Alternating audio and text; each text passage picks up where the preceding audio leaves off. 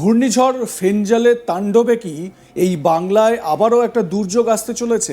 আপনারা দেখছেন যে এই যে শীতের মরশুম, হালকা হালকা শীত আমরা উপভোগ করছি, সেই মরশুমেও লক্ষ্য করা যাচ্ছে যে ঝোড়ো হাওয়া এবং ছিটেফোঁটা বৃষ্টিও হচ্ছে। তাহলে কি আবারও এই শীতের মরশুমে একটা দুর্যোগ আসতে চলেছে? এই রকম একটা আশঙ্কাই কিন্তু রাজ্যবাসীর মনে এবং কলকাতাবাসীর মনে ঘোরাফেরা করছে। যদিও বিশেষজ্ঞরা বলছেন যে স্থলভাগে ঢুকে শক্তি হারাচ্ছে ঘূর্ণিঝড় ফেঞ্জাল, অতি গভীর নিম্নচাপে পরিণত হয়ে পশ্চিম দিকে এগোচ্ছে সে। উত্তর তামিলনাড়ু এবং পন্ডিচেরি উপকূল এলাকায় অবস্থান করছে এই মুহূর্তে। রবিবার 1 ডিসেম্বর ও উপকূল সংলগ্ন রাজ্যের 4 জেলাতে হালকা বৃষ্টি হয়েছিল, এমনটাই আলিপুর আবহাওয়া দফতর জানিয়েছে। আপাতত শীতের আমেজে কিছুটা বাধা রয়েছে বাংলায়। উপকূল ও উপকূল সংলগ্ন জেলাগুলিতে মেঘলা আকাশের কারণে রাতের তাপমাত্রা বাড়ছে। সকালের দিকে হালকা থেকে মাঝারি কুয়াশার পূর্বাভাস রয়েছে। কয়েকটি জেলায় মাঝারি কুয়াশার সতর্কতা রয়েছে। উত্তরবঙ্গের দার্জিলিং, জলপাইগুড়ি, উত্তর ও দক্ষিণ দিনাজপুর, মালদা এবং দক্ষিণবঙ্গের পশ্চিম বর্ধমান, পশ্চিম মেদিনীপুর, বাঁকুড়া, পুরুলিয়াতে কুয়াশার সম্ভাবনা বেশি। দক্ষিণবঙ্গে আংশিক মেঘলা আকাশ ও হালকা বৃষ্টির সামান্য সম্ভাবনা রয়েছে 4টি জেলায়।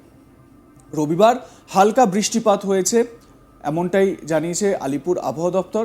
পূর্ব ও পশ্চিম মেদিনীপুর, ঝাড়গ্রাম, দক্ষিণ 24 পরগনা জেলাতে এই হালকা থেকে মাঝারি বৃষ্টিপাত হয়েছে। কলকাতাতেও সকাল থেকে ঝিটেফোঁটা বৃষ্টি লক্ষ্য করা গেছে। এখনও স্বাভাবিকের উপরেই রয়েছে সর্বনিম্ন তাপমাত্রা। সর্বনিম্ন তাপমাত্রা ধীরে ধীরে কমবে, এমনটাই পূর্বাভাস। আগামী 4 থেকে 5 দিনে 2-1 ডিগ্রি তাপমাত্রার হেরফের হতে পারে। বৃষ্টি ও মেঘলা আকাশের কারণে সর্বোচ্চ তাপমাত্রা উপকূল ও সংলগ্ন জেলাগুলিতে অনেকটাই নেমে গিয়েছে। 2-1 জেলায় কিছু এলাকায় ঠান্ডার পরিস্থিতি তৈরি হয়েছে, সেখানেও আগামী 2-3 দিনে কিছুটা বাড়বে তাপমাত্রা, এমনটাই পূর্বাভাস। সপ্তাহের শেষে আবার পারাপতনের ইঙ্গিত দিয়েছে হাওয়া অফিস। সকালের দিকে কুয়াশা থাকার সম্ভাবনা বেশি থাকবে পশ্চিম বর্ধমান, পশ্চিম মেদিনীপুর, পুরুলিয়া, বাঁকুড়া ও বীরভূম জেলাতে। কলকাতায় আংশিক মেঘলা আকাশ, বেলা বাড়লে আবহাওয়ার পরিবর্তন, সামান্য রাতের তাপমাত্রায় হেরফের, মানে রাতের তাপমাত্রা কম থাকছে, এমনটাই পূর্বাভাস রয়েছে। এখনও স্বাভাবিকের উপরেই পারদ, এমনটাই জানাচ্ছে আলিপুর আবহাওয়া দফতর। মেঘলা আকাশ, বৃষ্টির কারণে দিনের তাপমাত্রা প্রায় 7 ডিগ্রি নিচে স্বাভাবিকের থেকে। ধীরে ধীরে কমবে তাপমাত্রা। সপ্তাহের শেষে শীতের আমেজ ফেরার ইঙ্গিত মিলেছে। রবিবার কলকাতার সর্বনিম্ন তাপমাত্রা ছিল 19.1 ডিগ্রি সেলসিয়াস। দিনের সর্বোচ্চ তাপমাত্রা ছিল 22 ডিগ্রি। বাতাসে জলীয় বাষ্পের পরিমাণ বা আপেক্ষিক আর্দ্রতা 68 থেকে 91%। উত্তরবঙ্গে সকালের দিকে কুয়াশার হালকা চাদর থাকবে। কোথায় কোথায় থাকবে? দার্জিলিং এবং উত্তর দিনাজপুর জেলাতে, এই 2 জায়গায়, অর্থাৎ পাহাড় এবং সমতল, এই দুটো জায়গায় উত্তরবঙ্গে। জলপাইগুড়ি, দক্ষিণ দিনাজপুর, মালদা জেলাতেও কুয়াশার সম্ভাবনা রয়েছে, এমনটাই পূর্বাভাস আলিপুর আবহাওয়া দপ্তরের। আপাতত ঘন কুয়াশার সতর্কবার্তা নেই।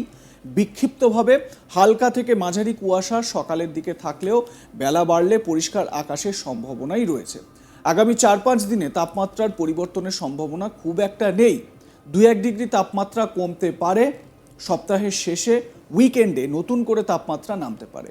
নতুন করে শীতের স্পেলের ইঙ্গিত আবহাওয়া দপ্তরের। ভিন রাজ্যে ভারী বৃষ্টির প্রবল সম্ভাবনা তামিলনাড়ু, পন্ডিচেরি ও করাইকাল এলাকায়। এই রাজ্যগুলিতে কোথাও কোথাও বজ্রবিদ্যুৎ সহ বৃষ্টিও হতে পারে।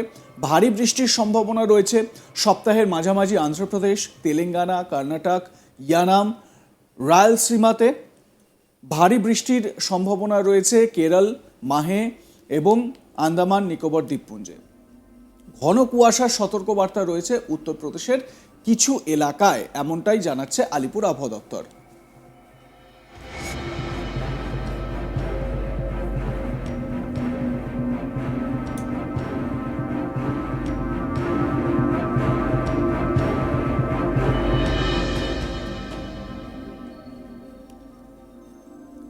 এবারে যে প্রশ্নটা থেকে যায় সেটা হচ্ছে গিয়ে যে এই বাংলায়, মানে আমাদের রাজ্যে কি এই ফেঞ্জালের প্রভাব পড়বে বা এইরকম কি দুর্যোগ আবার নতুন করে আসতে চলেছে?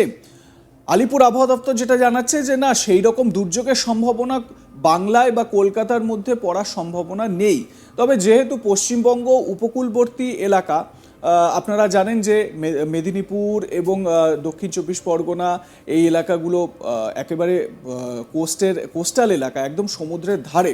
তো সেক্ষেত্রে কিছুটা প্রভাব লক্ষ্য করা যেতে পারে, কিন্তু সেটা কীরকম প্রভাব, সেটা হচ্ছে কি হালকা থেকে মাঝারি বৃষ্টিপাত। আপনারা কয়েকদিনে দেখেছেন যে সকাল থেকে হালকা ছিটেফোঁটা বৃষ্টি হচ্ছে এবং ঘন কুয়াশার চাদরে মুড়ে রয়েছে আকাশ।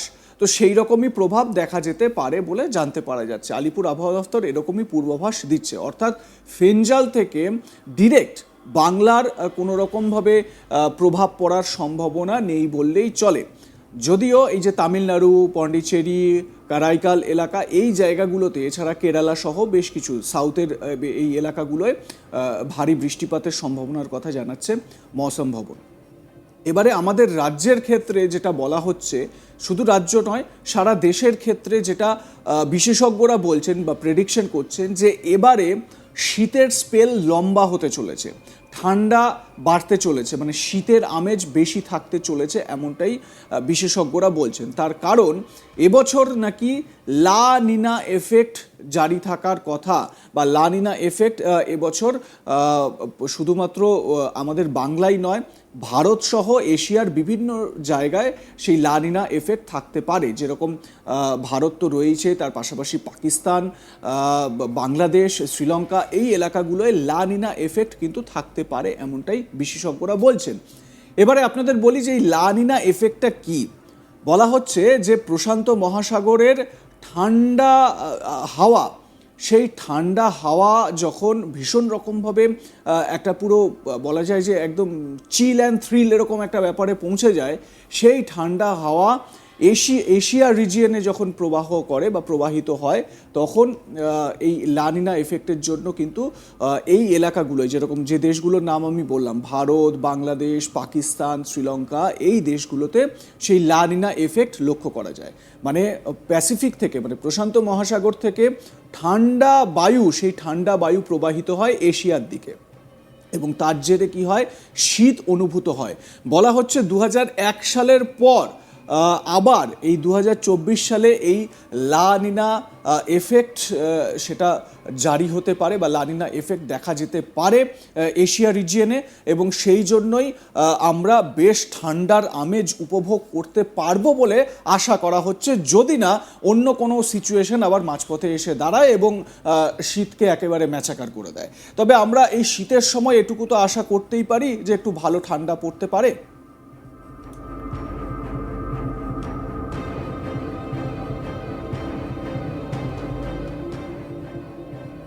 দেখতে থাকুন আজ তাক বাংলা, সাবস্ক্রাইব করুন আমাদের ইউটিউব চ্যানেলটি।